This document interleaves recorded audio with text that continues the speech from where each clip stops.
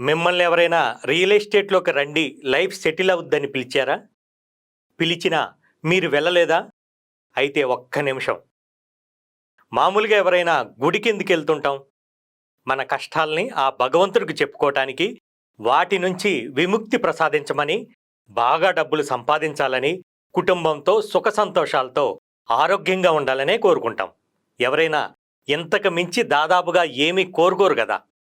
మరి ఆ భగవంతుడు డైరెక్ట్గా వచ్చి మనకేమైనా డబ్బులిస్తాడా? ఇవ్వడు గదా.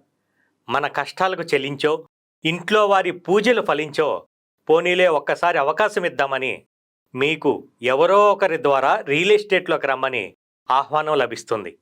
ఎందుకంటే మీరు ఆ భగవంతుని కోరుకునే అన్ని కోరికలు ఇక్కడ నెరవేరుతాయి కాబట్టి. అందుకే ఎవరైనా రియల్ ఎస్టేట్లోకి రమ్మంటే దైవాగ్నిగా భావించి మనస్ఫూర్తిగా బిజినెస్ చేయండి. మీ కోరికలన్నీ నెరవేర్చుకునే అవకాశం ఒక్క రియల్ ఎస్టేట్తోనే సాధ్యం.